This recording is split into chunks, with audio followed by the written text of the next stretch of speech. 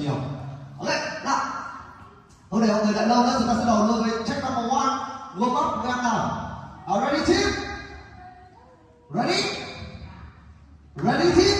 Ready. Ok, sẵn sàng chưa mọi người?